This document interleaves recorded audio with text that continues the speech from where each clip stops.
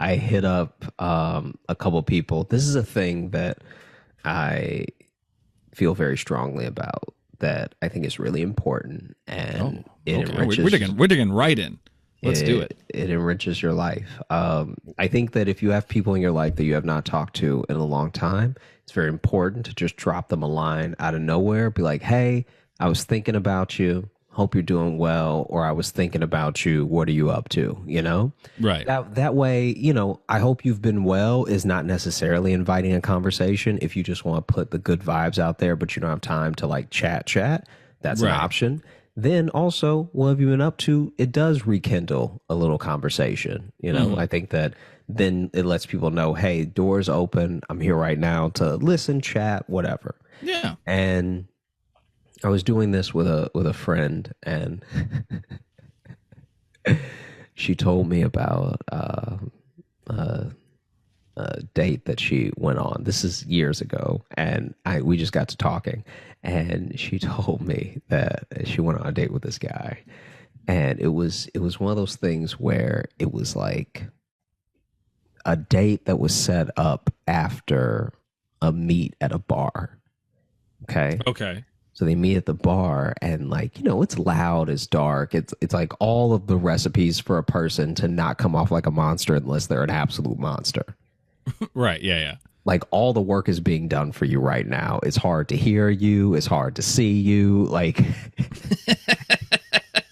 if you're You're getting away with a lot right now. yeah, if your drawing personality flaws still shine through, then you are a true monster. Yeah. Yeah. Your terrible flaws are brighter than any light.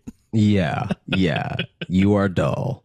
And so and so they get to talking. She's like, oh, okay, he's got like, I don't know, it's a little something about him. And he was looking a little nerdy, but she was like, it was in a cute way, not like a extra dweeby way or anything. And so she was like, Okay. okay, let me see what's up. And so he ends up asking her out. And so she's like, yeah, all right, sounds great. Let's meet up, in a couple days. They set the date for a couple days from when they met. Hmm. And His face still looked shadowy.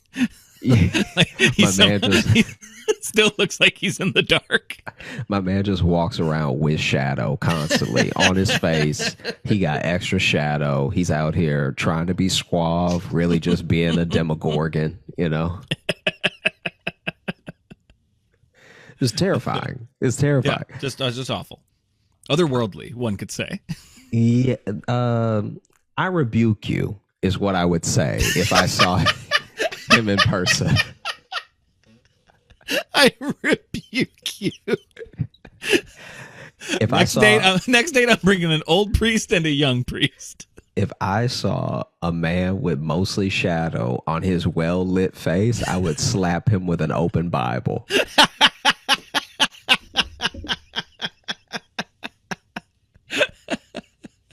And so basically, what ends up happening is they meet up, and it's at this like Chinese restaurant, and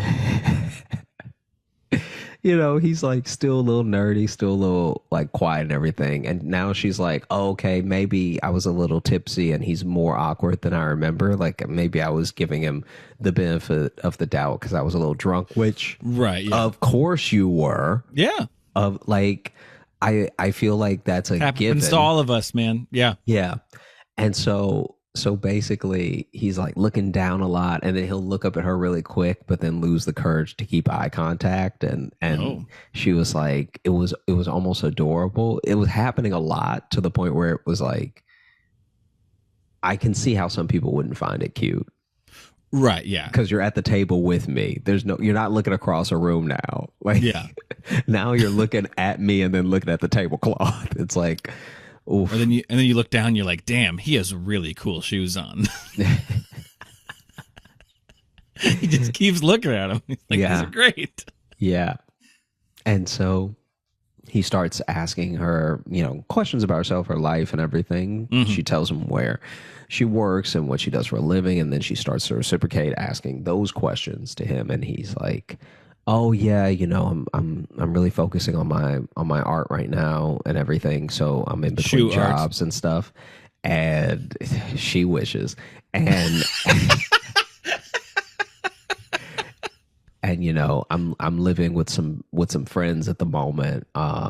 Just getting back on my feet and everything. Like Yeah. I make a little money doing odd jobs and with my art, and so I'm good. I'm like living. And she was actually taken aback and impressed by how content he seemed. Like, these are things that when someone answers, sometimes there's a little bit of shame involved. There's a little bit Right, of like, yeah. oh yeah, I'm doing my thing. I'm like, Right, it's yeah. like, it was none of that. He was just like, yeah, I do my art. And it was actually the most confident the entire dinner that she had seen him was like, I do my art, and I'm putting things together and everything until I can have a come up and stuff. And she was Right, like, yeah. oh, okay, wow, all right, that's really cool. And she finally asked him what his art was. This is like appetizers have come now, so they're like starting to kind of eat.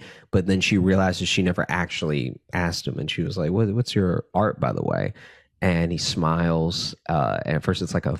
She said at first it was like a little smile, and then he couldn't help it. You could just see this like beaming smile burst through, which he also said was like very adorable when someone's just uncontrollably happy, Right, yeah. And he was like, well, I'd love to show you.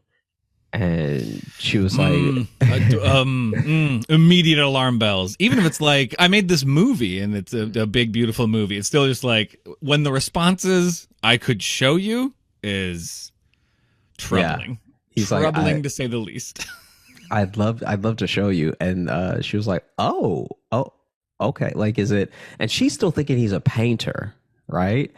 And she just assumed painter, because a lot of people, when you say your art, they assume artist. paint. Yeah. They just assume, because that's what artist meant for a long time. For a very long time. But a bunch of other shit hadn't been invented yet. Yeah. And so then she's like, oh wow, did you bring it here? He's like, I bring it everywhere with me. And and she's like, okay, what is it? And he's like, I have to show you. And he gets up, he walks, he leaves, right? And she's like a little bit she's a little bit taken aback, because now she's like, oh, okay. Like, I thought she was even saying she thought he meant, I have to show you like later at my place or something. Right, yeah. And so she's sitting there. Like, So he left the table. Left the table. Okay. My man's gone. I got my guesses, but and she's like munching on a crab rangoon when this dude sits back down, okay, with a dummy in his lap.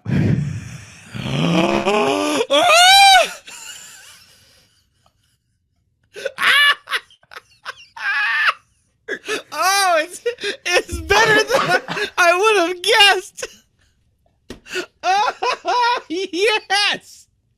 Yes. Fuck yes. Oh, what'd that dummy say? What the? With a dummy in his lap, going. Okay, wait. Let me see if I can. Let me see if I can. Going. Nice to meet you. Oh, it's like not good ventriloquism. And not only is it not good, but this man's mouth can't stop moving.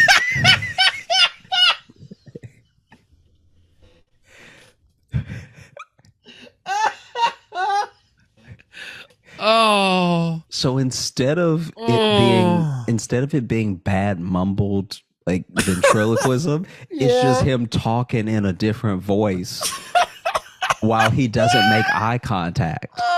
That's his art.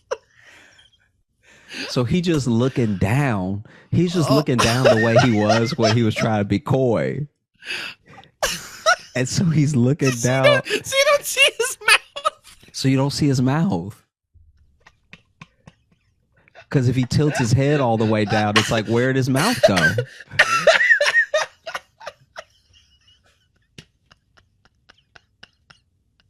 Oh, I was not thinking ventriloquist. I'm so fucking happy. I was not thinking ventriloquist.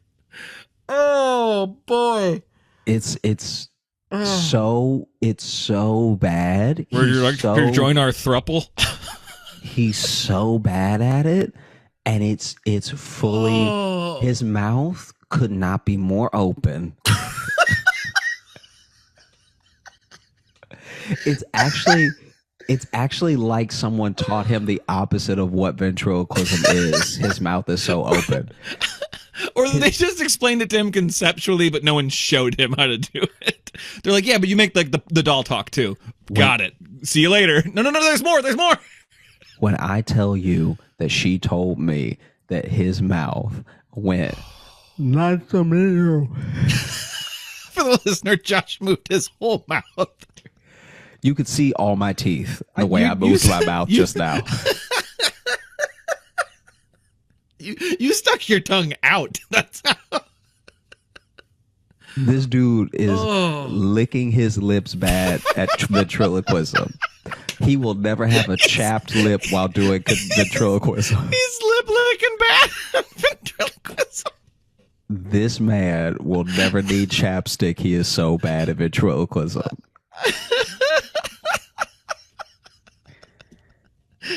And so then she. You keep going. Go ahead. So then she's sitting there and she's like, oh. And she just says, oh. Like, oh, okay. Still trying to be polite, right? And then he is steadily, just like, so Mark told me a lot about you.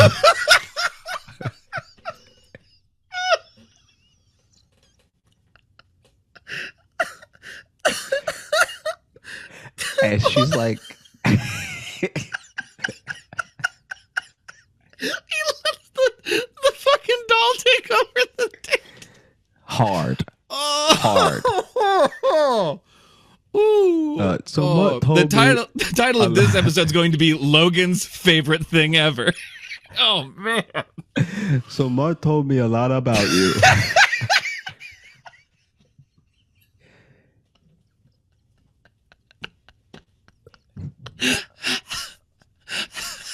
And this is just prepare yourself because it gets worse. I'm so excited. So then she's like, so Mark told me a lot about you. The fucking voice, Josh. He said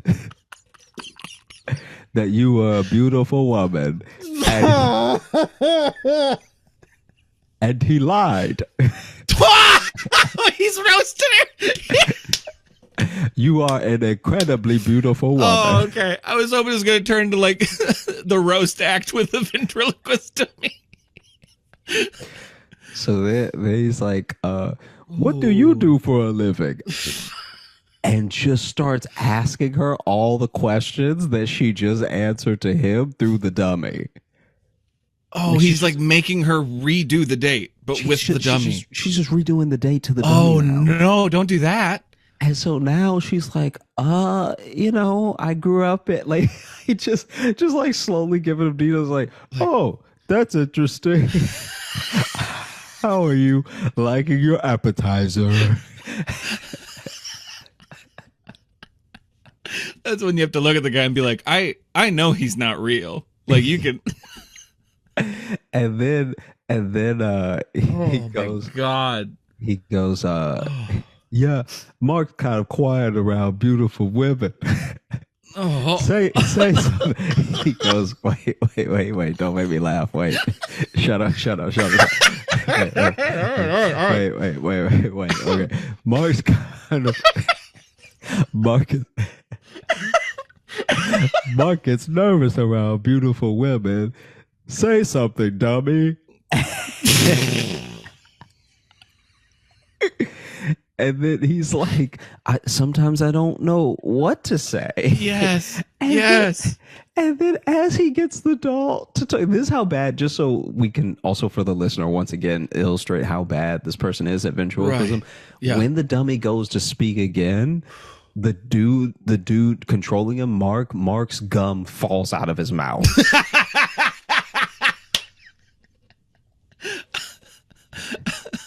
like that should be a pretty common. Like, don't chew something while you're doing ventriloquism.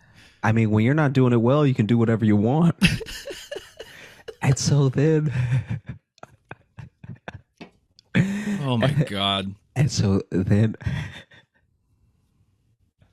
one of the servers walks up to check on them, like, you know, how they're liking their appetizer and everything, sees the dummy and goes, "What is this?"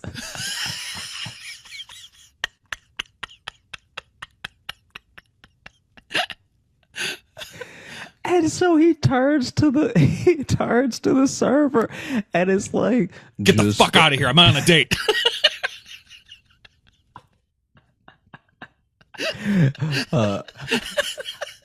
Goes, "Just two lovely people and a bonehead on a date. Guess who's the bonehead?" Oh, yeah. It's so old timey. I love it. And then the server's like, "Oh, wow." He just says, "Wow," and walks away. And she said that so then their food comes, right? So appetizers, but then the actual entree comes, and he doesn't put the dummy away.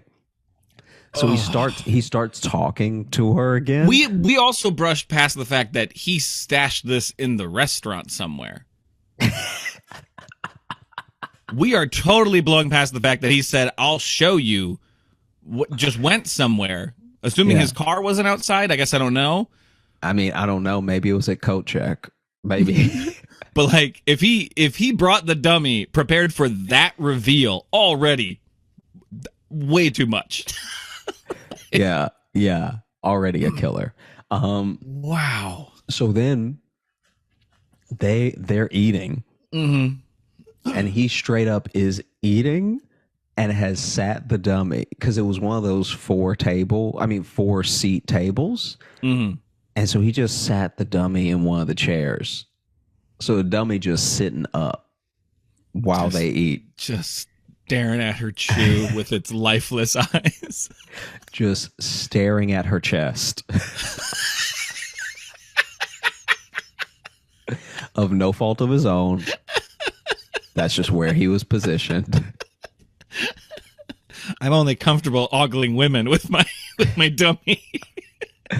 And then she said she can tell that the staff is like straight up watching them now. Like coming out of the kitchen to peek and walk back in.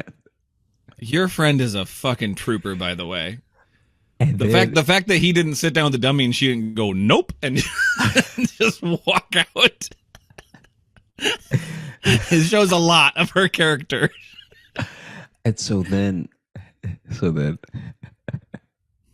when they start to like get close to finishing the entree, the server walks back up and it's like, "Hey, we were wondering, like, do you do like shows everywhere? Like just like starts like actually just engaging, like, do you do shows everywhere? Yeah, and like what do you know?"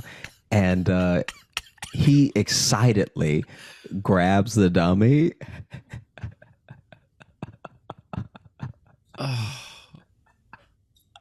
And just starts talking to the server like all over again.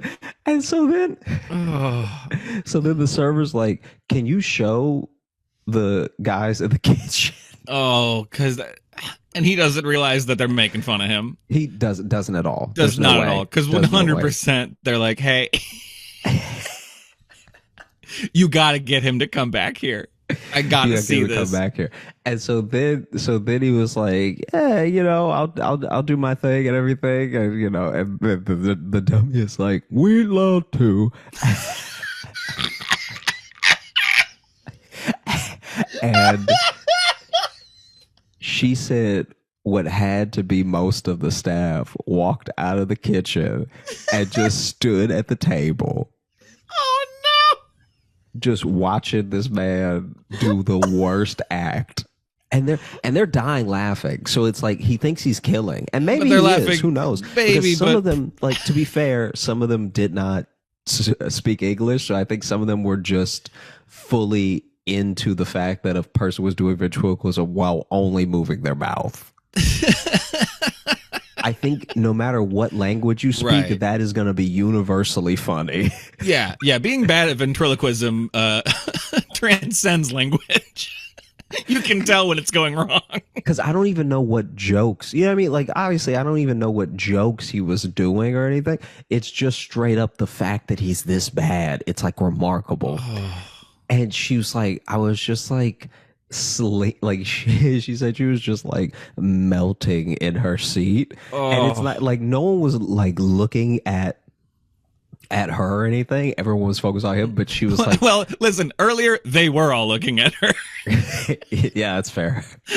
when the dummy first came out, everyone was looking at her just being like, oh, does she know about this? Does she like this? She does not. She does not know or like about this. I mean, she probably looked like she was down with it when they started eating, because then yeah, no, they're like, oh, they must be together then. Yeah. Because she's fine. She's fine with the dummy.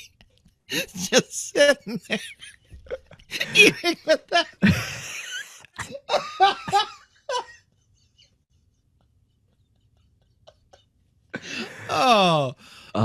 You've made me so happy today, Josh. I was already having a pretty good day, and it got real good. And then basically so she's like melting in her seat because she said that there's no way that they're like I remember her saying this of like how there was no way eventually that food was being cooked. Like too many of them were watching them. Because it's like a small restaurant, you know? Right. And they hadn't gotten their food yet? Or no, they did. They did what they were eating. They ate. But other people in the restaurant now. Other people are just waiting. They're like, hey, yo. Are now sitting there pissed at this shitty ventriloquist. That's just like, I would have loved to try the food. Unfortunately, I have a sensitive stomach. Just imagine that Yelp review. Like, I went there on a date to have a meal, and we could not get served because some ventriloquist, the whole staff was gawking at a dummy who could not enunciate. 1 star, will not go back. The food was great, but the show was terrible. The ventriloquist act was all vowels. 1 star. All vowels and spit. That must violate some sort of code. I don't know. Oh my God. Yeah. I keep going back to like the moment before. Like, did he show up with like a big fucking suitcase? Like before the date was like, hey, can I stash this back here? Can I put my roller bag here real quick?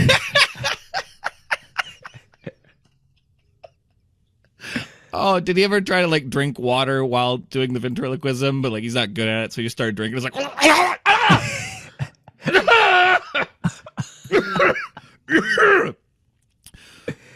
would you?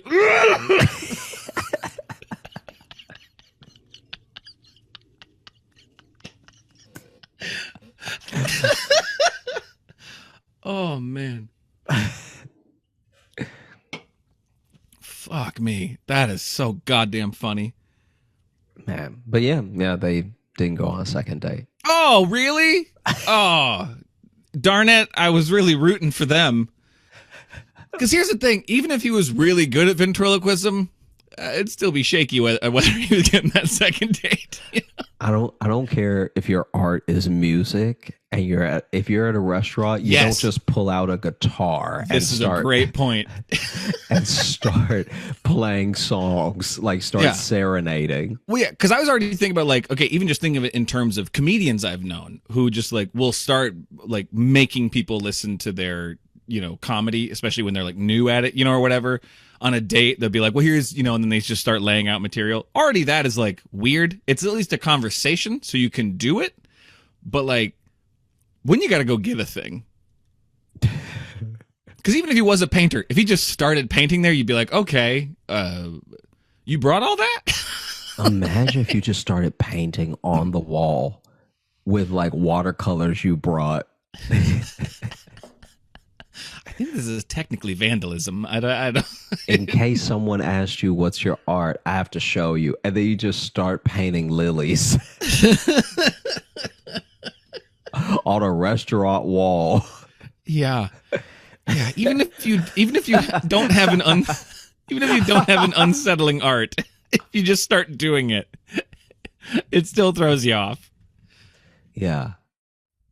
Yeah, God, but now I'm imagining if he brought a guitar out and then he was a really bad guitarist. It was just Let me show you. Like, let me show you the ways that I love. It was just like a guttural, like she was like, look at this photograph. You know what it was too that I think really messed him up is that his mouth was open, but he was trying to not move it. That actually makes sense now that would be the voice you'd make if you didn't close your mouth to do real ventriloquism, but you opened it, but you're like, like having it wide open. Yeah, that's not the move. That's why a lot of them smile so they can like just do it through their teeth. If you've ever been to the dentist, you've just done an impression of this dummy. That's essentially what it sounded like. Your dentist asks you a question, and you're like, that is what the dummy. She said it was like she said that she said some of the words were so garbled she wasn't sure what the joke was. Like, I also love that it sounds like he was doing the oldest of ventriloquist shtick too. Yeah. Like that is fucking vaudeville. Like that is old shtick. Let's just say that blackface was normal when that type of act was popular. That's how old your thing is. You're not even hitting the roaring 20s. We're talking 1919. Yeah. There weren't even separate water fountains yet because they hadn't been invented. Yeah. Dude, this was the oldest just and the fact that it was like the fact that for whatever reason, look, killing is killing. The fact that he was killing with the staff is also somehow both impressive and more embarrassing. Oh, absolutely. Absolutely. Because now she is not just his hostage, but everyone's. Imagine you're in a hostage situation and some of the people, you're talking to the negotiator, and then some of the people are like, we like it in here. Give us a gun. I'm joining. Like, yeah. Oh, wow. Wow. Yeah. Yeah. That's fucking amazing. And I mean, I guess good for him because you said he was really content. Seemed really. I mean, this is what I think is actually happening. I feel like one, this dude lives within his means, which is why he's not really pressed for money. And then two, I think that he's so bad that it's entertaining that he gets work. I can see that happening. Because here's the thing. If this dude went on America's Got Talent, I think he'd take it all the way. I think it would be so funny that they would actually give him the golden star. They hit that golden button. They put him through the next round. He shows up, and you're like, man, this guy's like a really funny comedy act who did like a fake ventriloquism for his first thing, and it was hilarious. Yeah. Then he starts again, and it's worse. It's worse the first time. But you're laughing so hard now because you're like, I can't believe anybody would do this act again. That's hilarious. How he wasted his golden star on this. And then, but then even that's funny. And so then it's so funny that he just keeps getting promoted to the next round, and by then he's an American sweetheart. Like by then he's just like, it's like people love how bad he is at this thing, and then there's just a Vegas show at the end of it where you go to watch this dude talk for an hour and be like, what river is completely full of what river? I can't wait to see where this joke ends. What river is completely full of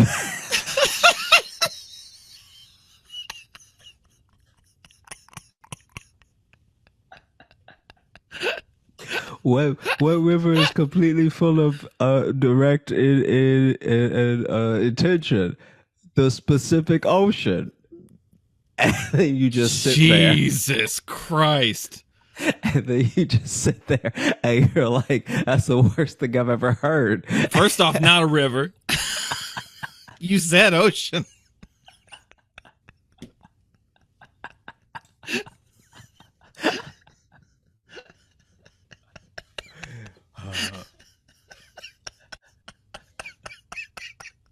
And then next season, suddenly he's a judge on America's Got Talent. You're like, how did he? How did he get to be a judge? And then you sing your heart out, and he's like, I wasn't really feeling it. Where you can't really understand the notes he's given. Hi there. Everyone just kind of looks at him. I think that's a vote for yes. Imagine how demoralizing it would be to be a comic going on America's Got Talent, and then a dummy's hand gives you the thumbs down.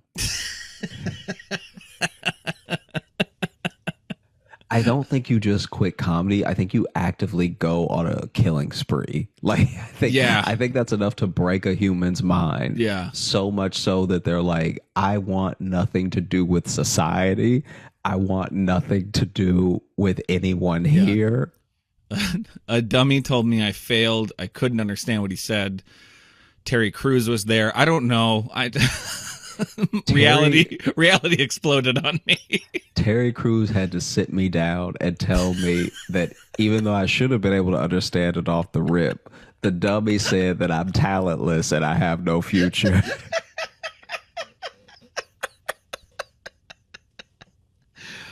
Holy shit. Oh. That's just beautiful. I don't know. It's chaos. What happened to your friend is horrible. Yeah. I but just great person, but yeah, terrible luck. In a weird way, in an indirect way, he did make art. Because that moment, that moment is beautiful. Sure enough, absolutely. Holy shit. Ladies and gentlemen, please welcome to the stage, Josh Johnson!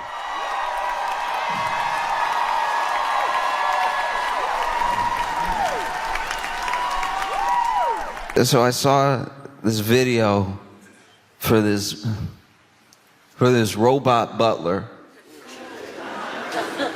There's a robot butler that you can buy and bring into your home if you've never watched a sci-fi film.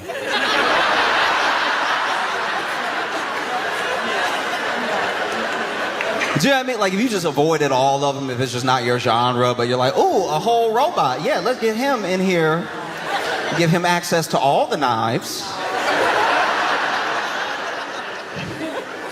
No, you can. You can do it now. You can order one. It's thousands of dollars. It's very expensive. You could get a robot in your home, do a bunch of like small tasks, chores, things you don't feel like doing. And it's just, it's a whole, it's a whole robot with like legs, arms, hands. They did everything. I don't know if they did toes, but it walks, and it just, the thing that freaks me out about this thing is that in in the development along the way, I'm not saying every single company that develops every robot does the same thing, but you've seen the videos. Some of these videos have gone viral because every time they get closer to building a robot that has like perfect balance or is either stronger or more adept at a task. Every time they do something like that, it goes viral. We see it. They cover it on like the morning news and stuff. And I just know that to get robots to this point where this robot is at now, that they don't just fall over, it took a long time. You used to see these robots where they, tip. That's not fast enough.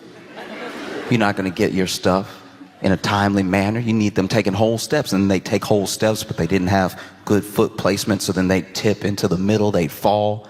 And so then we started making ones where the whole purpose is that they can't fall, and the way we tested if they could fall or not was we did kick them. We did almost exclusively kick them. And not little taps either, not like a little hook. Here's a little trick for you. You would see people in the video walk up to the robot like, wow! And the only reason you didn't feel worse for the robot is it didn't have a face. This thing...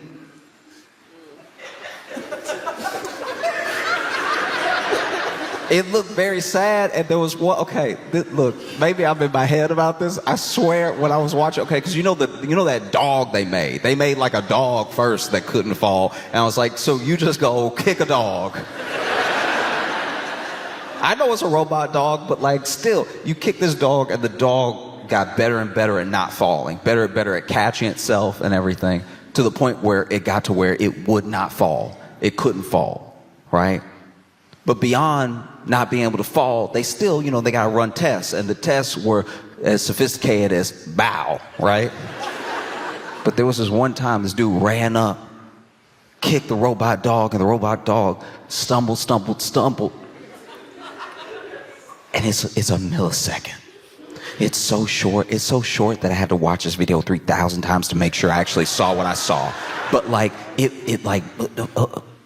and then for a split second, you saw it think about going like, but it didn't do it. It didn't do it. And I was like, yeah, but you've been kicking it for a year and a half. You kicked its brother, you kicked its stepdad, like you kicked... And so now you take all that kicking history and you go ahead and put that into a robot in the home that can regular walk.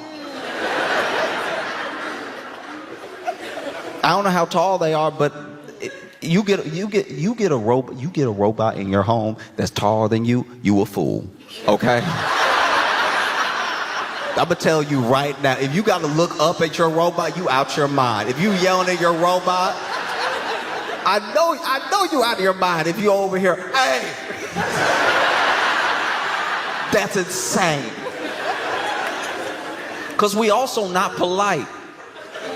We've been taught to not be polite to the robot. That's been baked in now. I don't even know if you could. It would feel weird for you to be polite if you were polite. You know, millions and millions of people every day say, "Hey Alexa," and you know what they don't say? Please. You want to know how I know that? First Alexa experience I had, I didn't like it. Because it was in the house, but I didn't know where it was. So I was like, all right, so you just inviting the ghosts in then. You way too comfortable with ghosts. Because sooner or later, because you don't know if your house haunted. So now you over here talking to Alexa all the time. Then one day, Alexa voice a little raspy. You don't even clock it. Now you in a whole murder house with a bad history and you don't even... You think, oh, it's malfunctioning. And you got a whole poltergeist going on and you over here calling Amazon.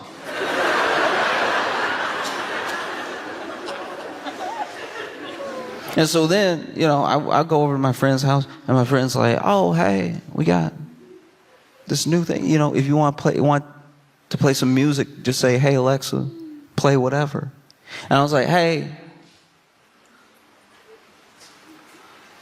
I just didn't want to do it. And he was like, no, go ahead, give it a try. I was like, all right. Hey, Alexa, play Kendrick, please. And he was like, why'd you say please like that? I was like, I don't know. It's weird. Like, this is weird. This doesn't feel weird to you? And he's like, no, it's not weird. It's the future. I was like, all right, the future's uncomfortable.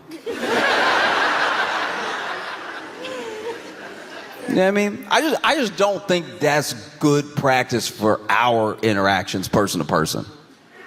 That every day you make demands of something without any courtesy, without any politeness, and then we wonder why people are like rude. You know what I mean?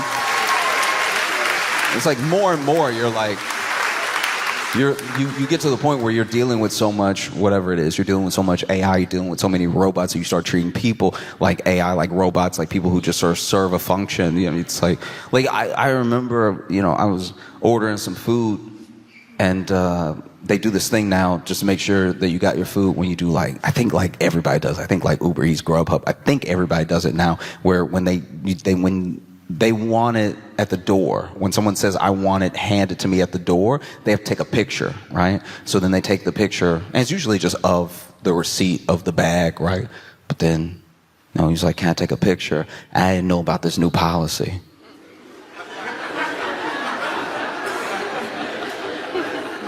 Like, I didn't know. And I'm not like, I want y'all to know, I don't think I'm like world famous or something, but he asked me if he wanted to can I take a picture? And I was like, oh yeah, sure. And so then I got next to him.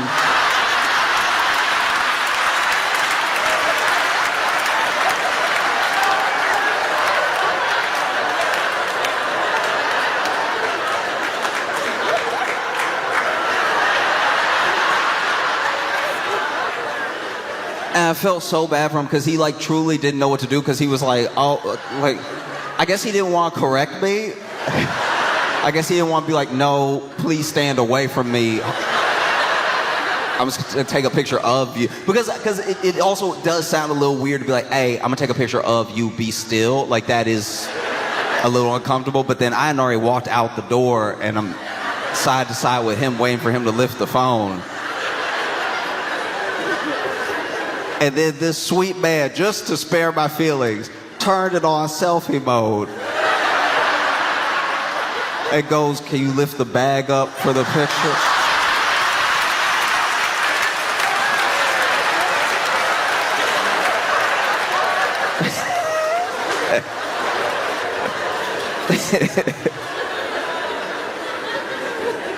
I felt yeah.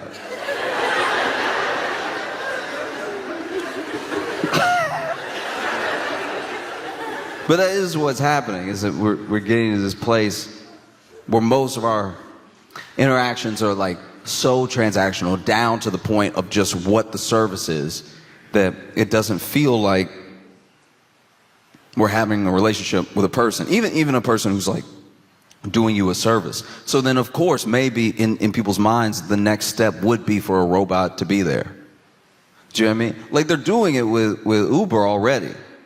Uber switching to these driverless cars, these like Waymos, and it's like, to a certain degree, why wouldn't you?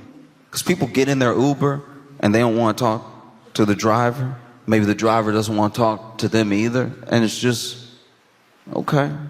It's almost a similar experience, you know?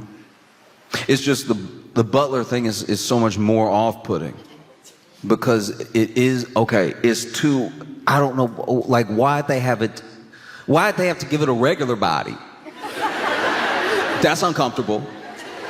Do you know what I mean? Like, it doesn't even have like if it had looked like a Power Ranger, then maybe, because like, that's still a little too much like regular body, but just it having a regular body is just it is uncomfortable. And it comes in 3 colors. Comes in 3 colors. It comes in like tan, silver, and black, and like a deep black, like an onyx. It comes very black. That's not uncomfortable for anybody?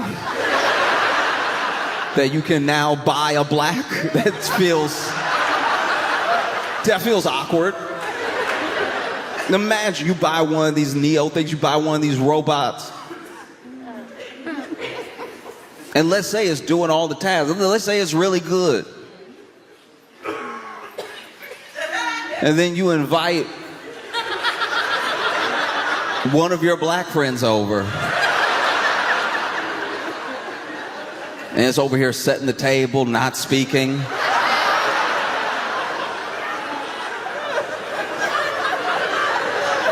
What are we doing? You could have picked silver. You could have had silver.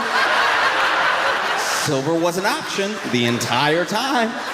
And you were like, no, but I would like black. I would actually enjoy it more. Didn't make white. Didn't even make like a fuchsia. And I'm sure you can trace the thinking down to like how people even like their phones. Like people, like that's like a thing with iPhone, like tan, silver, black, right? But this is different. This feels very different. This feel like when you see it, especially, especially you over here giving orders, not saying please, just. It's a bad look. And they do all this testing. You know what I mean? They do all this. I love product promotion for tech because then the people who made the tech usually want to do the product promotion. That's like a big thing that comes from, fair enough, the world of tech, but mainly like Steve Jobs. Like Steve Jobs is who we look back and we see, wow, the iPhone revolutionized social. Like social wasn't even really a thing and couldn't really become a thing without the way we use our phone. Like there were just these moments when he held up like an iPod, when he held up an iPhone, that you look back at as like, wow, these are like pivotal moments. And because these people are trying to be like him, even if they're not trying to be exactly like him, they also want those pivotal moments for their career. They want to look back and be enough of a trendsetter and be enough of like a social beacon in tech, in communication, that you can look back at their clip and they held something up or they stood next to something and then it changed the world. Like, I understand why that's enticing, but at the same time, you're not great talking to people. That's almost across the board. We've seen, you remember when Zuckerberg was all in on the metaverse, when he was pouring billions of dollars. The metaverse was going to be the future. The metaverse was going to be how we worked, how we played. It was going to be how we visited people and communicated. There was a vision for the metaverse. He spent billions and billions of dollars pouring it into the metaverse, even though it wasn't profitable, even though people weren't integrating it into their lives fast enough for what they were projecting as like people who had people to answer to, you know, shareholders to answer to and stuff like that. Like, he still went all in, and then he did that product rollout. Showing, and look. He tried. Mark Zuckerberg, if you're not aware, does do an imitation of like a person you would talk to. Like, it's almost good. He does as good of an imitation of like a regular person as he can, and then he tried to do that for the rollout. So the day came. He was going to showcase the metaverse, the way of the future, right? And he comes out and he does his best imitation of like a guy. You saw it. You can go back and watch it. He's like, hey, everyone.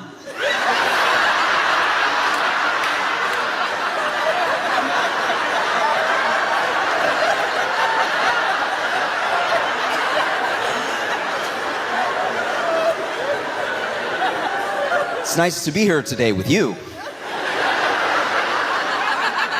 I want to introduce you to the metaverse. And what better way than meeting the version of you that would be in the metaverse? Come on out, Mark. And then the metaverse like avatar of Mark Zuckerberg walks up and does a way better imitation of a guy.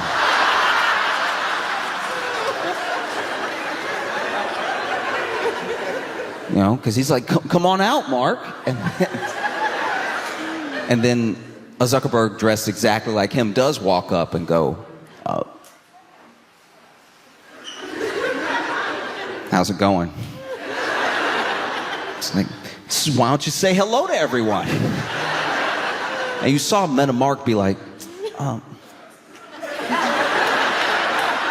what are you doing? You're making us look bad right now.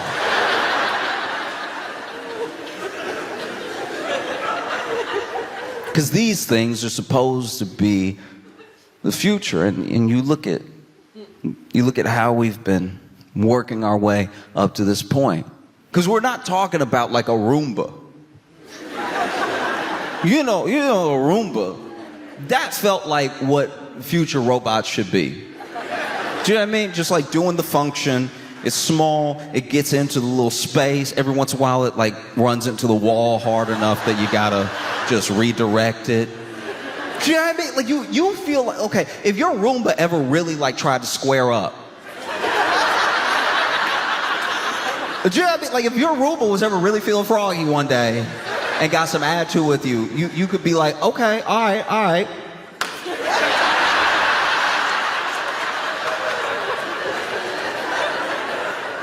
Problem solved. I don't know why you built this full-on robot butler with knuckles.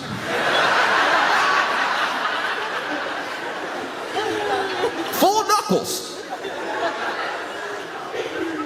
Knuckles and like, okay, it's not like, I saw the back of the robot.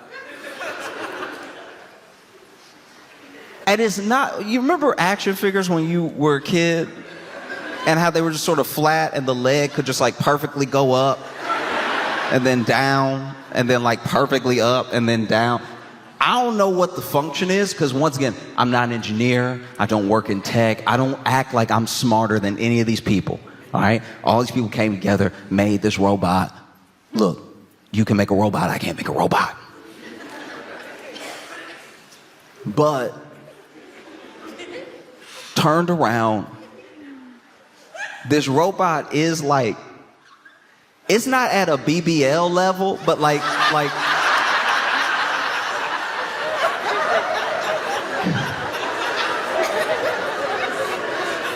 this robot is like fully caked up. Like it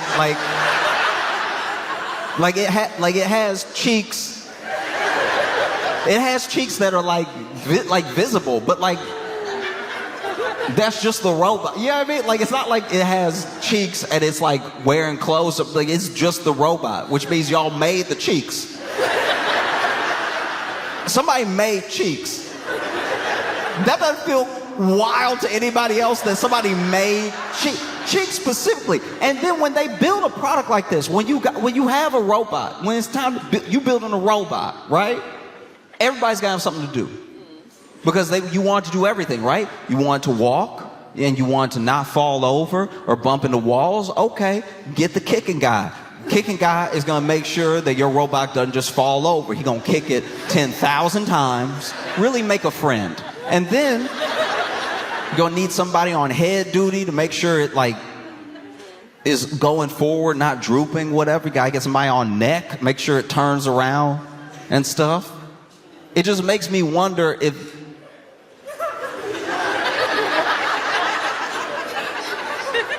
this robot make me wonder if there was just somebody that they didn't trust with the math.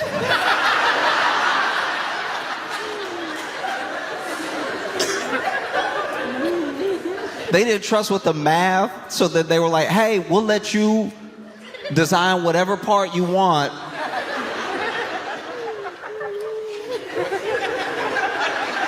And he got all excited and he came in on Monday. And he's like, I got perfect right here. And I guess nobody wanted to hurt his feelings. Over there in the boardroom talking about, I guess it's padding technically if it ever does fall, like in a disaster.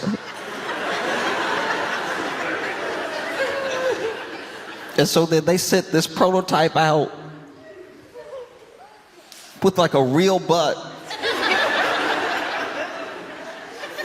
Rest of it does not look real at all, by the way.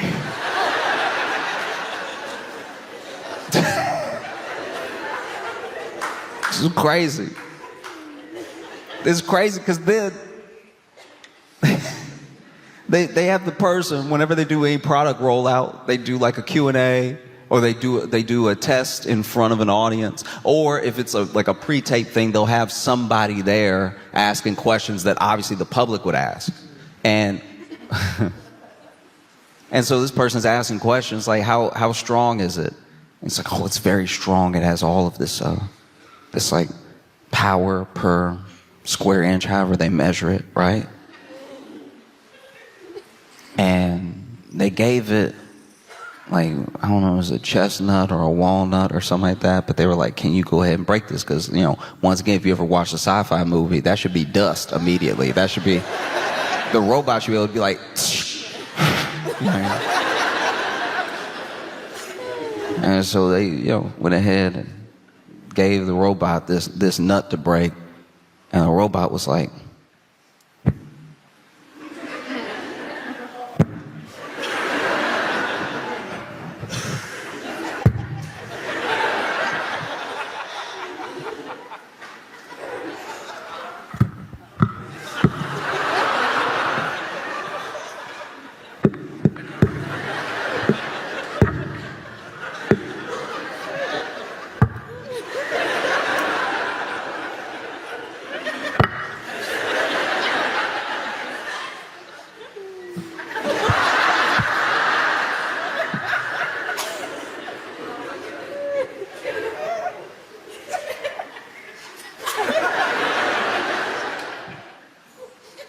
and I didn't see it break it. I was like, all right, that actually puts me at a little bit of ease. Like, genuinely, it does. It's like, okay, you know, I thought for it to have fingers, it has palms, it has fingers, knuckles. It's nice to know that if the robot try to punch you, it's gonna be like,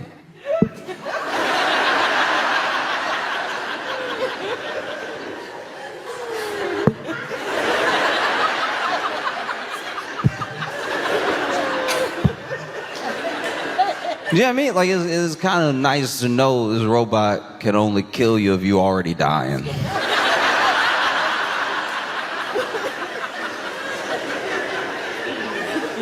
you know what I mean? Like, it could squeeze a pillow just enough.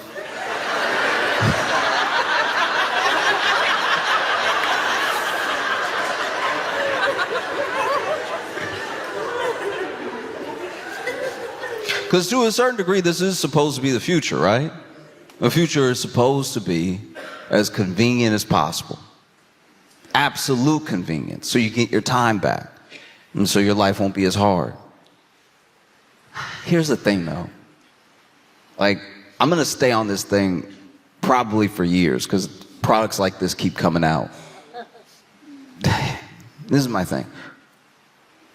If you've ever met somebody who's had a very easy life, very convenient life, that has never really been through anything, has never had like an obstacle in their way, they almost always, without a doubt, suck. Like really bad. Like these are the worst people in the world. Like, when you meet them, you're like, that's terrible. That's terrible. And you find out because you're always there when the first thing that has ever happened to them happens to them. The first time anything has ever happened to them, it happens in front of you. And then you're like, all right, well, let's figure it out, because you've been through things. This doesn't even register for you. This is like a 5 for them on the Richter scale of an earthquake, and their life is over. You know what I mean? They got a flat tire. And life is over. They're not in the city right now, and they have a flat tire. What should they do? I guess they have to die here. See, they'd never really been through anything. And anything that almost happened to them, they got to ask their parents to take care of it, and their parents took care of it. Or they just played dumb until somebody else did something about it. And now, in this moment, what a terrible career-ending day. You got a flat tire. What are you going to do? What's the plan here? And they panic. They want to call their parents to do something about it, but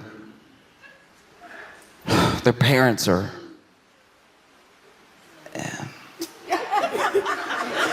Yeah, I mean, their parents are... Like, you know... They want to call their parents, but they can't because their parents are vacationing in Greece. And so it's like... They might not even have service on the boat. Like, it's just... What am I going to do? Never been through anything in their entire life. What am I going to do? They look to you. And they're like, this has never happened before. It's the worst thing that's ever happened. We're on our way to vacation and catch a flat tire. What are we going to do? And you're like, oh, do you have a spare? And you hear them say, is that what that is back there?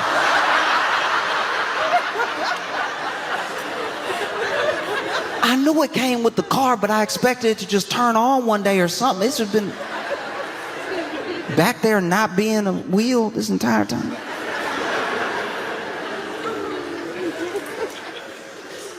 You know, and if they didn't have you there, I don't know what they would do. And so we want these lives of convenience. We want these lives where everything is out of our way, where nothing that we don't want to do takes up any time. But then what kind of person does that make you? I'm not saying it's fun to do all your chores or wait in line, but it is a human experience. This is your life, you know? Sometimes there are things that genuinely suck. I've been at the airport before for 36 hours. There was one time I was at the airport and I couldn't get out, and then here's the thing, if I decided to live there, I could have left. But I have been kept on such a Ferris wheel of mistakes, canceled flights, delayed flights, and just general annoying small tragedies that I just ended up staying in the airport. I almost slept at that airport twice, right? But at the same time, I had a lot of good experiences, even in that time, even when I was waiting. Turns out that airport did have pretty good food, so I ate very well for the few meals I could muster. Already a bathroom there. I can get adventurous. I'm just saying, sometimes people at airports will sell you like tiny spicy chicken or something like that, and you're like, all right, I'll just have it, not realize that like it is spicy and there is a bathroom on the plane, but like traveling spicy hit different, you know what I mean? Like it just, if you traveling spicy, it's doing something to your life you're not ready for. There's nothing like being in a car and you traveling spicy. And now you looking at exits. Every exit, you're like... No, you know when you traveling spicy, you gotta breathe it out.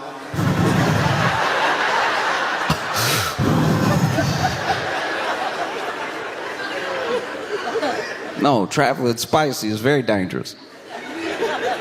And I was able to do it. But that's the thing, is it, when things are happening that are inconvenient or even terrible, and they're happening, they're part of your life. You can either just hate your life, or you could be like, this is my life for a little while. You know? Anyone who always wants, this is going to sound harsh, but just hear me out. Because I have friends who every single inconvenience, they just want to be over already. And I'm like, okay, but if you tried to speed run every single thing that ever happened that was not convenient, do you know how little life you would have? Your life would be over so quickly. Your life would be over if you were like, oh, I just want to get out of this conversation. I just want to get out of this. I just want to get out of this line. I just want to get out of this airport. I just want to. And you're missing your entire life. You know? Oh, I just want to get out of this conversation. What if they're about to say something dope? You know what I mean? What if they're about to say something very cool? What if they're about to say, wow, you're such a good listener. Almost nobody listens to my stories. You want to chill at my vacation house? What if that was just about to happen? And now you can cut the thing short just because they were going on and on about whales.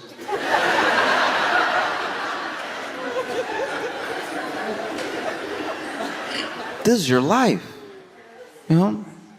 All of it is precious, even the inconvenient parts. Because that's the thing. That's all they can really sell you. They can sell you a little less inconvenience. They can't sell you ending your pain. They cannot sell you ending your loneliness. All of the things that matter, all the real things that are real struggles that people go through that actually end up making them very interesting people that you would want to get to know and spend time with. None of these tech people can cure that anyway. So then they're trying to sell you the little bit of convenience that maybe will make you feel like, oh, if I got all this time back, what does time back even mean? What does time back really mean? If you were at your home washing dishes, maybe, look, nobody likes washing dishes.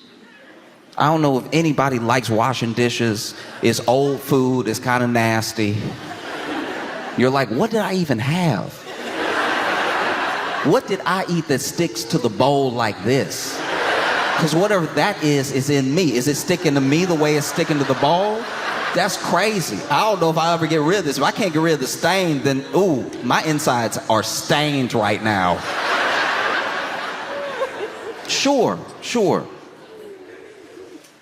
But I think it is such an important practice to appreciate all of these moments in your life. So often, we're trying to be distracted from the thing that if we focused on, we might enjoy. Because I'm not saying all of a sudden you'll love washing the dishes, but I think while you're washing the dishes and while you're sitting there thinking, maybe thinking about your day, maybe thinking about nothing, maybe thinking about the dishes, you could come potentially to an appreciation of the fact that you have a home. You have a home where you can cook your meals. You have dishes. You have dishes that you can use to serve your family, food that you worked for, that maybe something good can come of it, you know?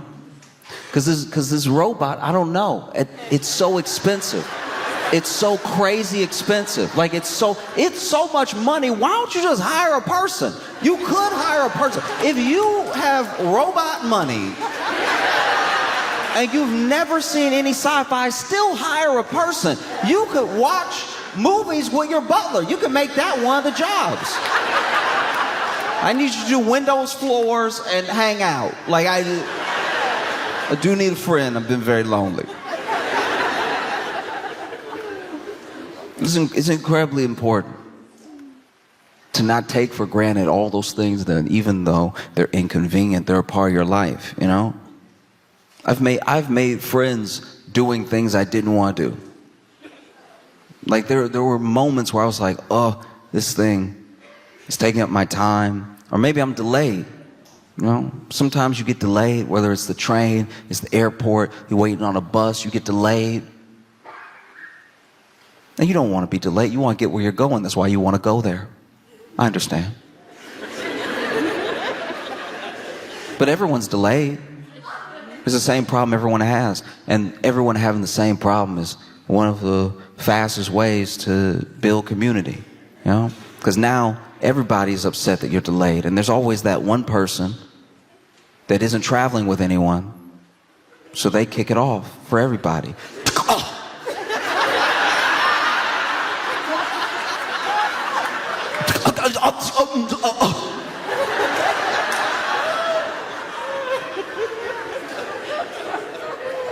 I'm sure they seem upset. They seem upset. But I think they're having this outburst because they don't have anybody to turn to be like, can you believe? So then they turn to you. Can you believe? They turned to me and they were like, can you believe? And I was like, no, I do believe. Like, I don't think that Like, I don't think they would do it as a prank.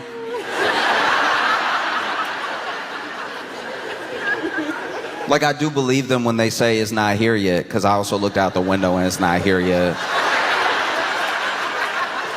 And I don't think they, like, hide in it. You know what I mean? Like, it'd be a very bad prank to be like, we gonna tell them the flight not coming. You know how people love that, right? Like, that's one of my favorite things. I can't believe they didn't do that on Punk'd. I can't believe that Ashton Kutcher didn't delay a whole flight just so that people could be like, and then... No, it's fine. It's fine. It'll be okay. It'll be all right. You know? And she was like, yeah, maybe if it gets here, it'll be all right. But it'll be all right. I was like, well, what is it? What's wrong? What's wrong? She's like, I have somewhere to be. I'm supposed to meet my grandbaby. I'm supposed to meet my grandbaby. All right? And immediately I had more empathy for where she was coming from, because she wasn't just upset the flight was delayed because she likes being a problem. She is a grandbaby to me. I've never had a grandbaby to me, but I imagine if I did, I would be in a hurry. I have a grandbaby to me. I was like, oh, really? You have a grandbaby? How old? And she's like, she was born 3 days ago. I was like, wow. 3 days ago, okay. It does sound like you got plenty of time to get over there, because 3 is, you know what I mean? Like, I'm just saying, like, she knew, like that. You know what I mean? Like, she got a whole life ahead of her, and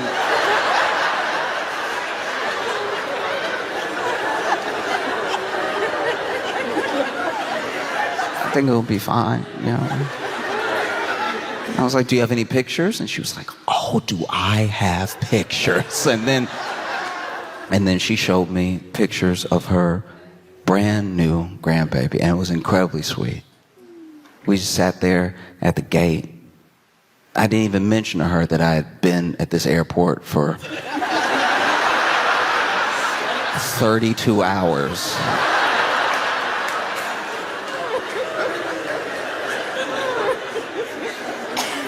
She was showing me pictures of her grandbaby. It was incredible. I just think that a lot of things could be missed out on, you know, with this robot, because even the duties, even the stuff that it's supposed to do, that's stuff that would be great to do with your people. You want this thing to cook for you or whatever, why don't you invite your friends over? You have a meal together. That's a memory. Now you're not like laying in front of the TV waiting for this robot to finish. A robot, by the way, that if it came down to some nuts in the dish,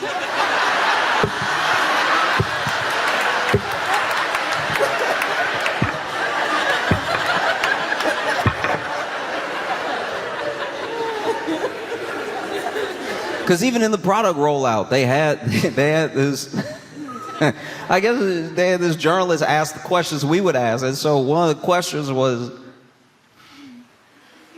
well, how do I know, you know, you say this robot can lift whatever, like 150 pounds over its head. How do I know that it's not going to kill me in my sleep?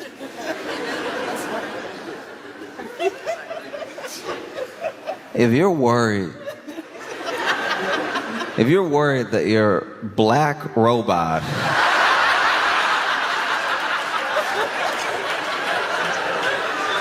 is gonna kill you in your sleep, do you know? I'll tell you right now. I'm not a scientist. I'm not into tech like that. I'm not an engineer. I don't. The number one way to not have your black robot kill you in your sleep is to not have a black robot in your house at all.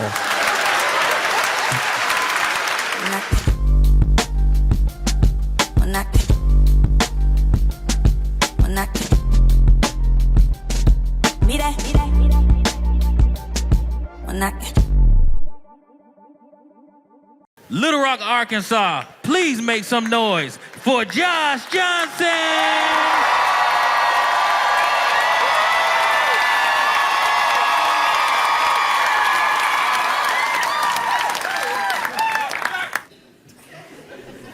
I don't know if y'all heard, and I am not an expert. I'm still learning facts about what happened as it's happening, okay? But this whole like Signal group chat thing is one of the...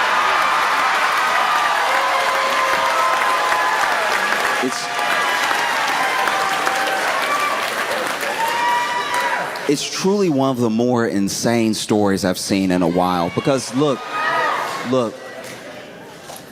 let's be clear with one another, okay? I can only pass so much judgment because I'm not good with two things: phones and secrets. Don't tell me a secret. Don't. You know, I try to be a good friend, and sometimes being a good friend comes with people trusting you with their secrets, and I wish they wouldn't.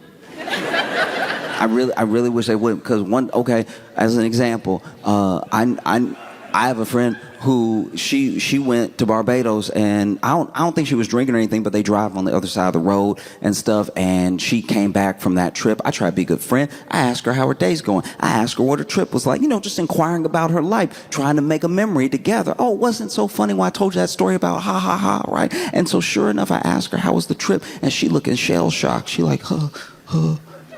I'm like, hey, you okay? What happened? And she was like, I was driving at night. I forgot which side of the road I was supposed to be on. I just felt a thump, and then I didn't know what to do, so I just kept driving. And now I just know that. Even if I wanted to turn her in, I don't know who to call or anything. I'm like, hey, anybody hit recently? By a woman driving on the wrong side of the road? And not only do I not know what to do with that, because I was trying to be a good friend, I was trying to listen, right? That was a mistake. Not only do I just know that now, but I just told all of you. Like, don't trust me with a secret. I'm also not great with phones. I'm really not. It's embarrassing. I have Gen Z friends who look at me like I'm super old because I don't know what anything is. And then it doesn't help that anytime they helping me download a new app or get on a new game or something, I don't know what happens to you. I used to judge people that were older than me so hard, but I don't know what happens to you when a young person is showing you something and you just can't seem to keep your mouth closed.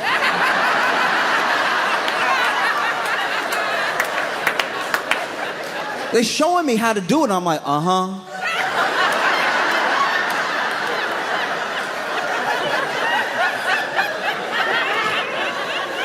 I'm not old enough for tongue yet, but that's coming, I used to show my granddad stuff. He'd be like, oh.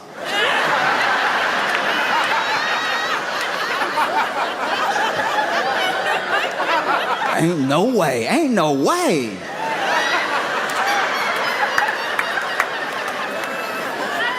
And so they're showing me how to use stuff on my own phone. I can't keep my mouth closed, so I know I'm not good with phones. Okay? I be handling my phone. You'd be ashamed of me. You saw me on a day with my phone, flashlight on half the time. Out here struggling, wondering why the battery died. They don't make them like they used to. They don't make them at all like these. I also talk about how they used to make phones. That's how I know I'm also getting older. I remember other phones. They don't make them like they used. That battery used to last through the full week. Meanwhile, I'm spotlighting my feet. Look like my feet are on patrol.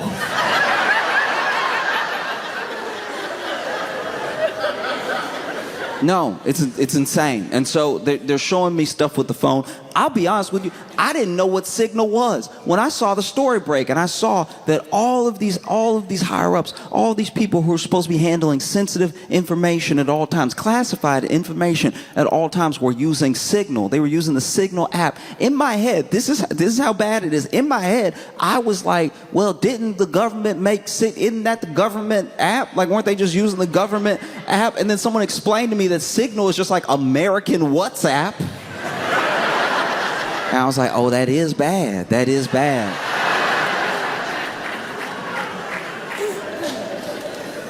I'm all for modernization, too. I'm all for keeping things as modern as possible and learning new stuff. I love when these Gen Z kids are. Yeah, that is a loud one. I was trying to. I didn't know what would be ruder. You know what I mean? Like, because I almost said bless you, but then I was like gonna call attention to it. But y'all are like too polite. That is crazy. I was gonna try to talk a little louder, gloss over it and everything, but y'all really at home together. I think that's beautiful that y'all could be like in the mezzanine. Bless you.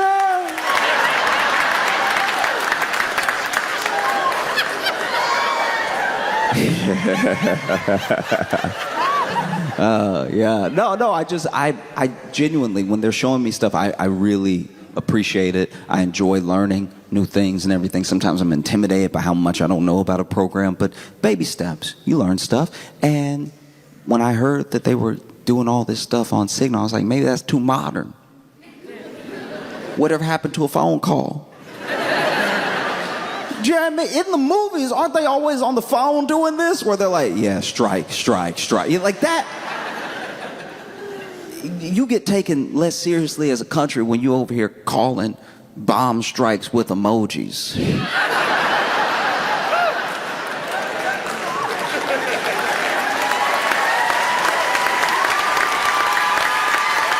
you know what I mean? When they make the movie of America Now and you're in it, you don't want to be in it going bloop, bloop, bloop, bloop. Because everybody old, so they got the phone on loud, and so it's all the... You know, because you keep it on loud when you type in when you old and everything. I do. Anyway, like... Yeah. You know what I mean? Way less badass than like, yes, okay. 1,600 hours, all right. All right. Mission go.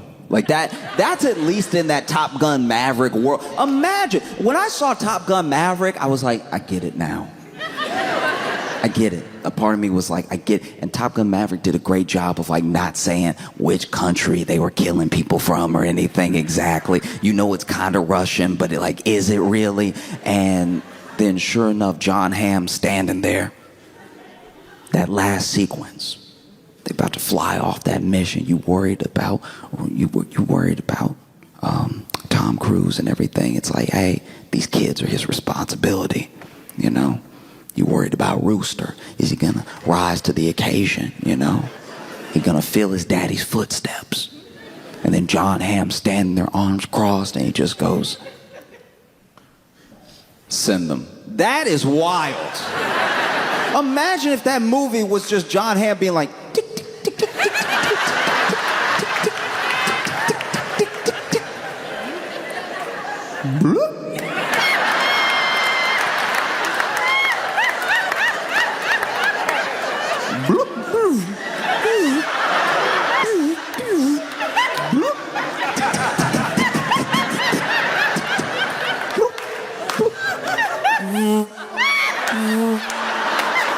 I'm sorry, I'm getting a call real quick.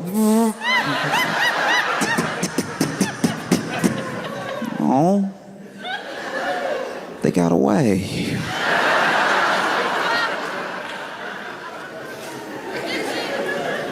And so there's all the talk around it as well. It's so hard to understand any story that comes out now because the spin is as fast as we disseminate the information. You know? So as soon as we were even hearing about this, there were people that were like, actually, they leaked that on purpose. They added this journalist to the group chat on purpose so that they could look like such a cohesive administration, and then he would leak it, and then they'd be like, yeah, we all friends. Because if you're not familiar with what happened, there was a strike that was being planned in Yemen, right? And there's a journalist that accidentally got added to the group chat, and the people in the group chat are like J.D. Vance and some heads of like intelligence and Pete Hegseth and stuff like that. And no one at first was really owning up to who added him. We later find out that I'm pretty sure Walls added him, and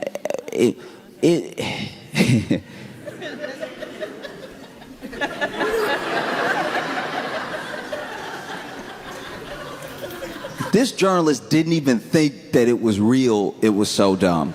When it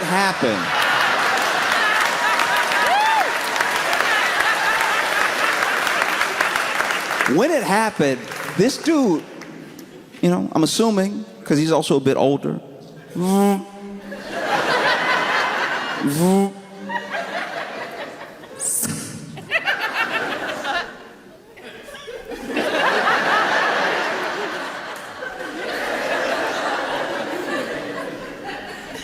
No.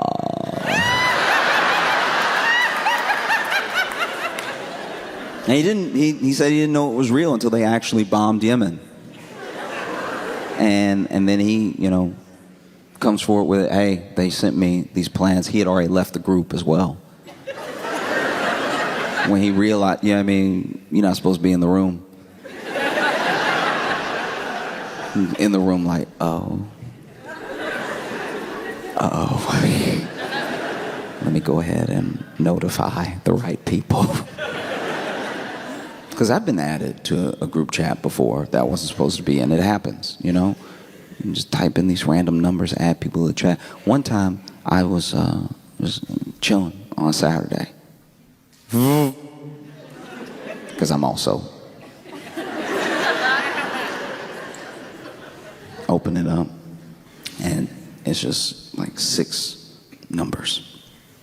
And just one text. So they clearly just started it. And it says, you coming?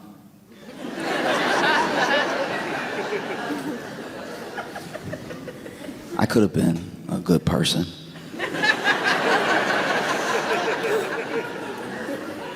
I could have let them know, hey, everybody, wrong person in here.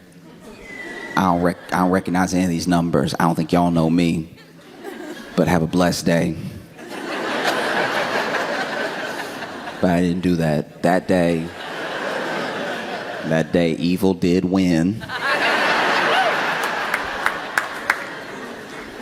And so, you know, you coming. We're waiting on you, right?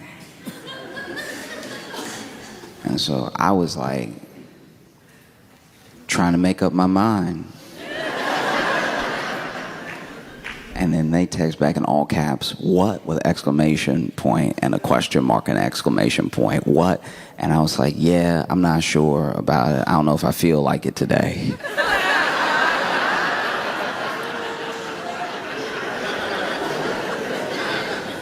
And they were like, we are all waiting on you. We're all waiting on you right now, right? And I was like, yeah, okay, let me get things together. And sure enough, I was watching TV and I forgot that I was doing this, so some time did pass.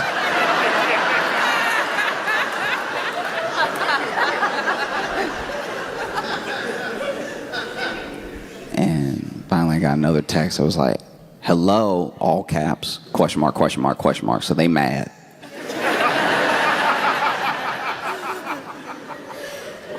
And I was like, oh, sorry, traffic.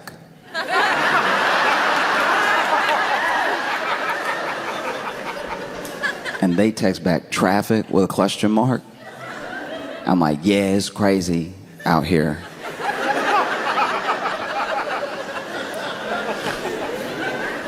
And then they text back, aren't you upstairs?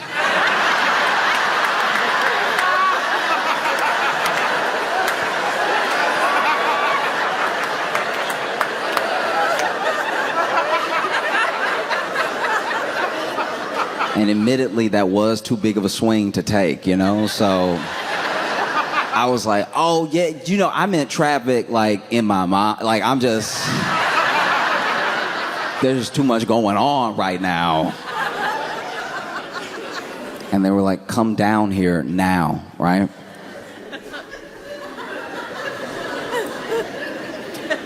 And then I text back, what if I don't feel like it?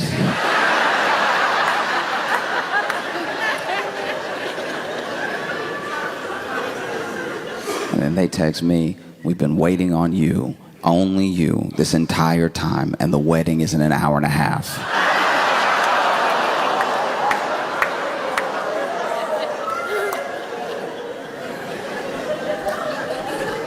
And so I text back,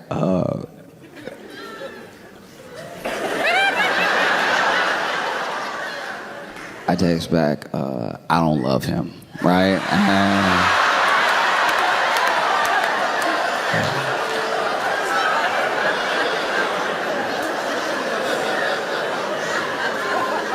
And I see bubbles, right? I see the 3 bubbles going. That bubble is furious. It's disappearing a little bit, whoop, and then like coming right back. So in my head, they cursing me out, right? And then it finally comes through, and it's just 3 letters. It's, who? And I was like, okay, thank goodness. That was too big of a swing to take. I'm glad that I'm not the bride.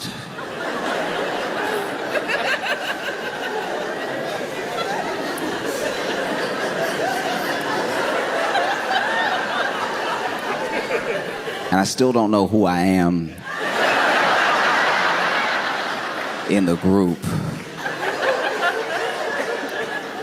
And so now I'm like, hey, because now I'm curious. Now I'm more curious than I am worried about being caught. And genuinely, I was like, why didn't they just, like, if we in the same house, why didn't they just yell? Like, why didn't they? Like, most families would just be like, come on down. Why are you texting? So then I text, don't even respond to the who. I just text, how big is our house? Because to me, this must be the Home Alone house. If they are texting me, and I've been upstairs this entire time, and they waiting this long, it must be such a big house. No one can be bothered to walk up. And they text back, how big is our house? With a question mark. I'm like, yeah, how big is it? And then they text, are you not at your apartment? I was like, okay, downstairs does make sense now. It makes sense why they wouldn't come up. Okay, I get you. Everybody is on point except for me. I understand now. And so then I text back, look, yeah, I've thought about it. I've thought it over. And I just don't feel like coming, right? Quickly text back, it is your sister's wedding and you will support her.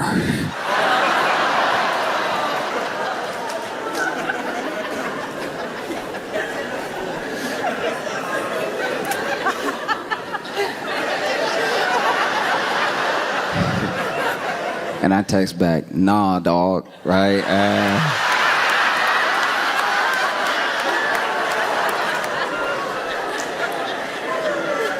And I knew I messed up because they tried to call me, right?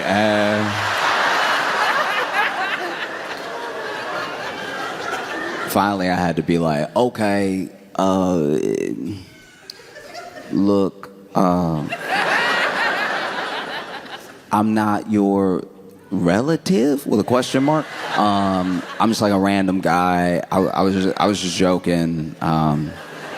But yeah, you should probably text whoever you think you're texting because they were very late.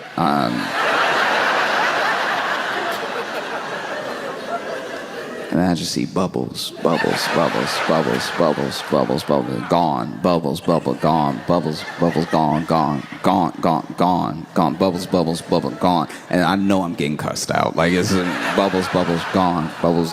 And then finally the message comes through and it says, I don't have time to deal with you today.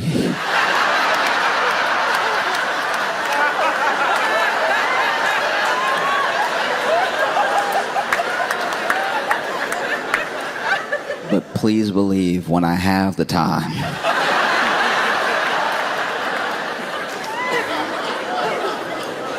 I will be addressing you thoroughly. I've never heard a threat like that before. Thoroughly.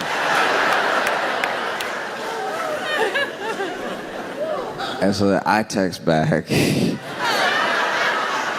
you text me.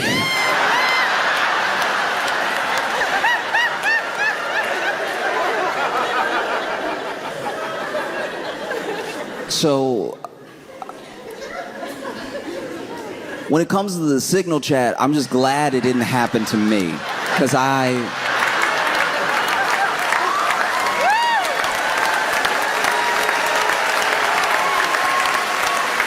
would have made things infinitely worse. They would have been like, we're go for strike in Yemen. I'm like, hey. Y'all ever ate there though? Like,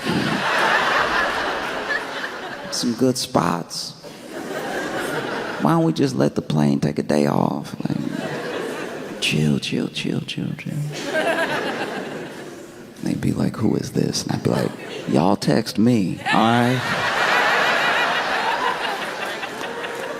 Asking me who this is.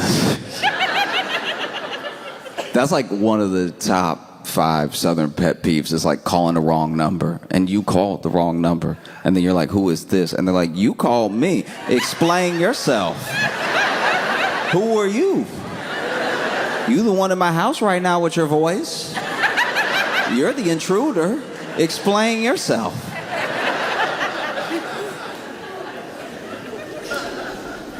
And so, you know, there's this whole thing. We still don't even know the half of it of what's been going on with Signal, because we also don't know how long they've been using Signal. We don't know why they weren't using more secure methods. And then through, I'm pretty sure, a German publication, they find that some of the top brass in the government are being like so unserious with their data that they were able to deliver messages just from personal emails, old emails, and I don't know, man, this is pretty bad. You know what I mean? I didn't recognize how bad it was, and I think a lot of the general public don't really feel like it was that bad because people say it's a successful mission. That's why some people think the leak was on purpose, because it's like all they did was leak a successful mission. And it's like, morality aside of what a successful mission means for a country that, I don't know, like, has anybody checked? Are we at war with Yemen? I don't know. Mission success, like, but you bombed. Why? You didn't even explain why. I feel like no one's even asking why. They're just like, man, do you see that they text the wrong number? And so you have these people appearing before Congress getting grilled by Democrats, which just doesn't really mean much, if we're being honest. Like, getting grilled by Democrats is like getting grilled by a step parent. It's like, you're not my real...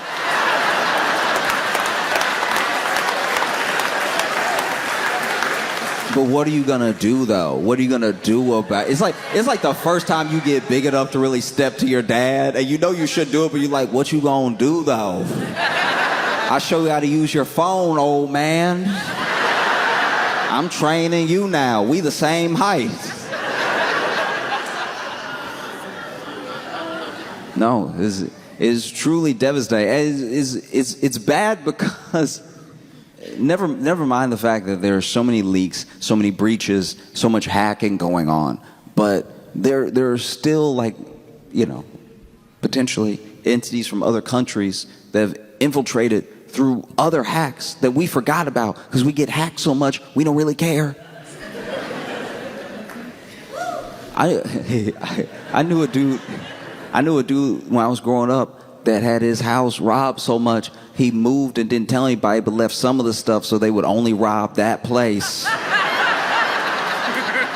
Bit by bit, consistently. And it feels like that's what we do with our data. We're like, they're gonna get it, let's just parcel it out. You know? And so you see these officials appear before Congress, and people all of a sudden are getting a very abstract interpretation of what war plans are. Because they're being asked point blank by journalists, like, were those war plans? And they were like,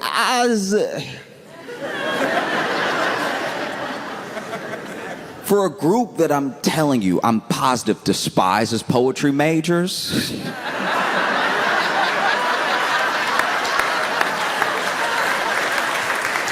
I know for a fact you hate liberal arts, but when they asked you to your face that they were war plans, it's like, what is truly?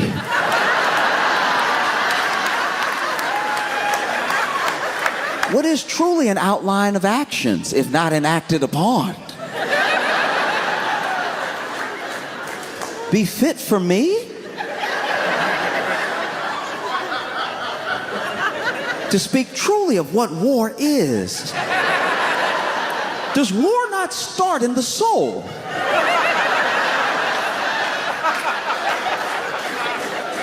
War as a concept is all around us. Love is war. Pain is war.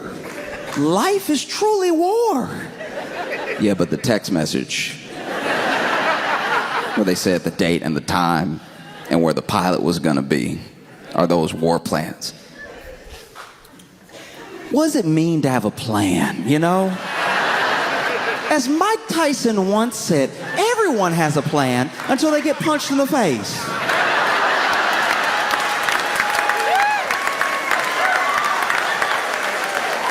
As the old Southern proverb goes, if you want to make God laugh, tell him your plans.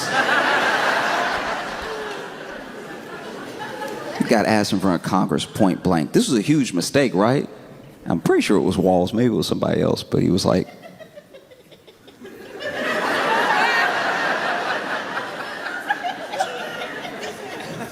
no. All right, bro. Okay, do you? Oh. Because I wish I knew enough about how intelligence works, and I wish that I knew enough about how strikes work to explain fully how bad this is. But I think we know. I think we as a society kind of know as soon as you hear the whole story, like, that doesn't sound great. You wouldn't want someone to plan a surprise party like that. Imagine. Your friends try to get you together, and they talking about you so much that one of your friends accidentally adds you, and it's like, well, he's right here. Doesn't that kind of ruin the entire party? No. It's so much around phones that people don't understand. There was one thing, I didn't understand this until recently. I didn't know that you don't know, you have no idea who you are to a woman until you know how you're saved in her phone.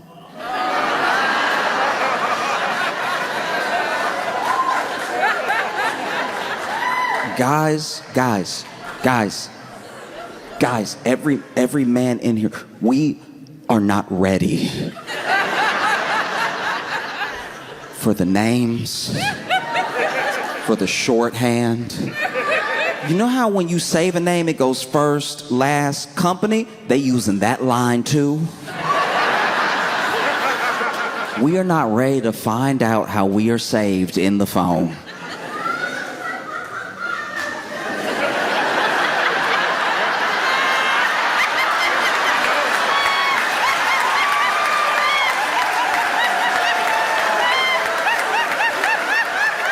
Telling, that's what telling is. I wish I was wrong. I wish it was just me. I wish it was just me getting bullied in other women's phones. These are my friends. These are people I've known for years, and then they saved me some type of way and just never changed it. Years ago, this is why I first had a hunch. Years ago, I was with a friend, and we were hanging out. This has to be like 12, maybe even 15 years ago. We were hanging out, and she lost her phone. So she was like, can you call it for me?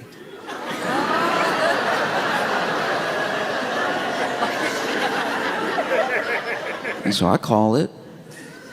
And look, we had never been romantic, you know? And we had decided a long time ago to just be friends, right?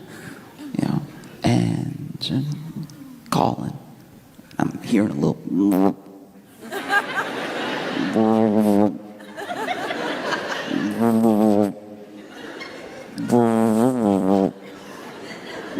and then I find it in between the couch cushions, and my name saved at her phone was Nope.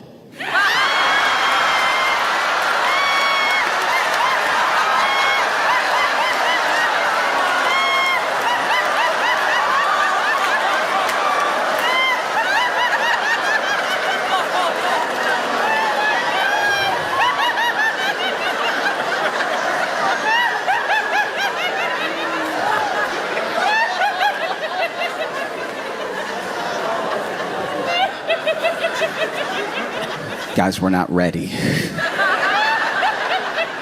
There's no world where we're ready for how we are saved. And okay, all right. Some of them are so accurate as well that it's like you'll never recover. Okay, I had a friend who, she was hooking up with this guy, and I guess it was a running joke between her and her friends. This is insane. To me, this is insane. It's not my joke. This is what I saw. This is what I saw because I was being nosy, because I was like, I can't be the only one. I needed to not be the only one, because Nope lasted. That stayed with me, okay? So I was like, let me see what other people are saying, right? And they say this one guy in her phone, and it just said, Little Hitler.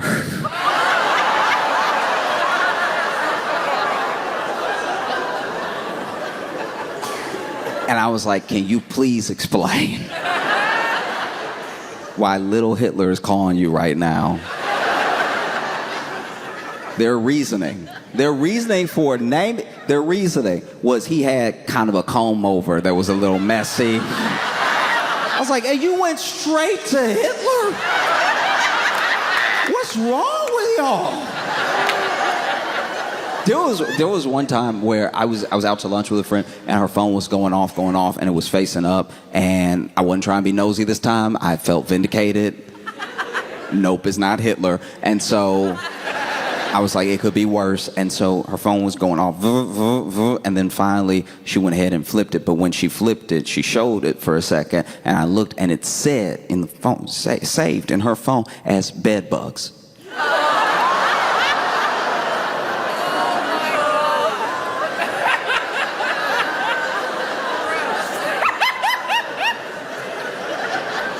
And so I was like, I'm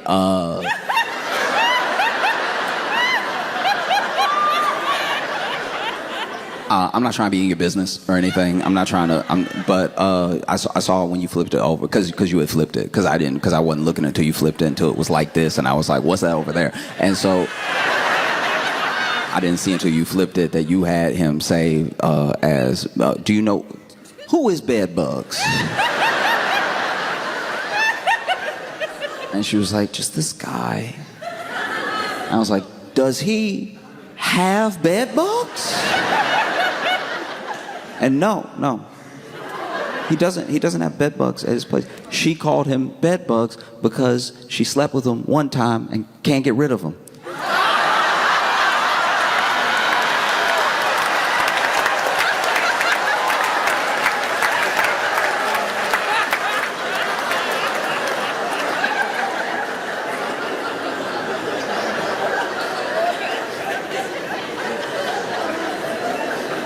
And so when Walls is like, hey, sometimes people get added to the group chat under a different name, under a wrong name. Hadn't that ever happened to you? And then the nation was kind of like, no, I don't think it has. Not like that, not exactly, unless you have them saved different. You know what I mean? Unless you have this journalist saved as like War Buddy. I don't know why you would accidentally add him to the chat. It's one of the first major screw-ups of the administration where they themselves are actually like, uh-oh. Oh no.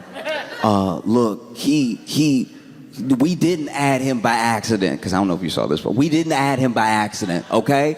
He hacked in. Yeah, this dude hacked in. They ran with it for a day, and then it died. Because when you look at the journalist, I'm not trying to make fun of him, but he doesn't look like he really hacking like that. Like that. I know he got glasses, but not everybody with glasses hacks, all right? Jeez.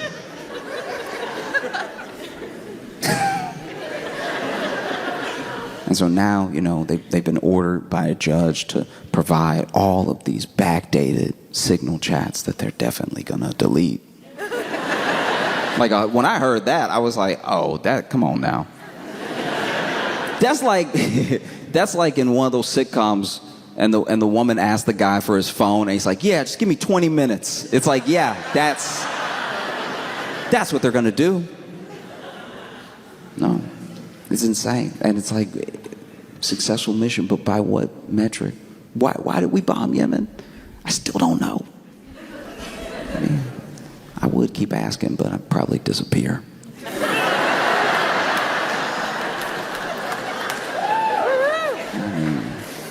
Curiosity killed me. And then when they were asked, like, okay, but you're definitely switching things up now, right? Like, you've learned from this mistake, and you're going to move on, and you're not going to use Signal anymore. And they, under, I think, oath, went, nah, dawg, nah. Pretty bad.